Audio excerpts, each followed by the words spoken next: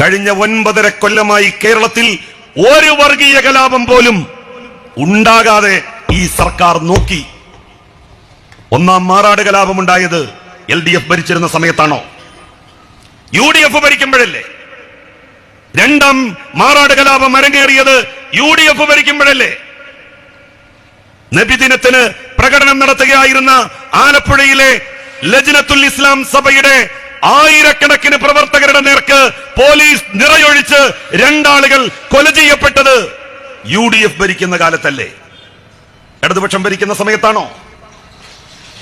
രണ്ടാം മാറാട് കലാപം നടന്ന സമയത്ത് അന്നത്തെ മുഖ്യമന്ത്രി ആന്റണി തന്റെ മന്ത്രിസഭയിലെ 2ാം നമ്പറുകാരനായ കുഞ്ഞാലിക്കുട്ടിയെയും കൂട്ടി മാറാട് കടപ്പുറം സന്ദർശിക്കാൻ വേണ്ടി പോയത് ഓർമ്മയില്ലേ ഈ നാട്ടിലെ നല്ലവരായിട്ടുള്ള മനുഷ്യർക്ക്? അന്ന് എന്തായിരുന്നു ഈ ആളുകളെ തടഞ്ഞുകൊണ്ട് RSSന്റെ പ്രവർത്തകർ പറഞ്ഞത്? മുഖ്യമന്ത്രിയെയും കുഞ്ഞാലിക്കുട്ടിയെയും സംഘത്തെയും പോലീസിനെയും തടഞ്ഞു അവർ. എന്നിട്ട് പറഞ്ഞു, മുഖ്യമന്ത്രിക്ക് പോകാം, കുഞ്ഞാലിക്കുട്ടിയെ ഞങ്ങൾ കാലുകുത്താൻ അനുവദിക്കില്ല ഇവിടെ.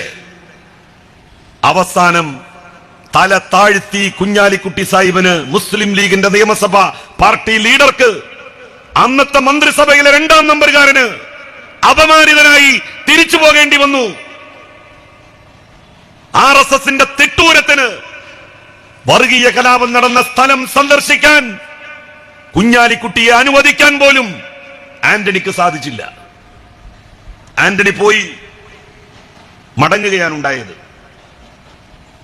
അതിന്റെ ദിവസങ്ങൾ കഴിഞ്ഞാണ് അന്നത്തെ CPIMന്റെ പാർട്ടി സെക്രട്ടറി സഖാവ് പിണറായി വിജയൻ ബേപ്പൂരിൽ നിയമസഭാ തെരഞ്ഞെടുപ്പിൽ ജയിച്ച് നിയമസഭയിലെത്തിയ VKC മുഹമ്മദ് കോയയെ വലത്തുഭാഗത്തും അന്ന് പാർട്ടിയുടെ നേതാവായിരുന്ന എളമരം കരീമിനെ ഇടതുഭാഗത്തും നിർത്തി മാറാട് പ്രദേശം സന്ദർശിക്കാൻ വേണ്ടി പോയത്.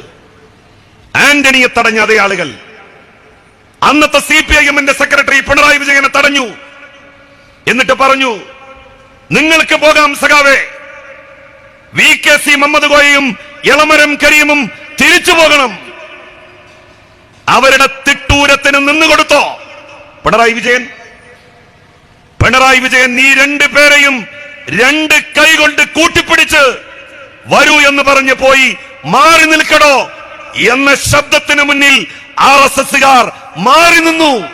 കലാപബാധിത പ്രദേശം സന്ദർശിച്ചാണ് മടങ്ങിയത്.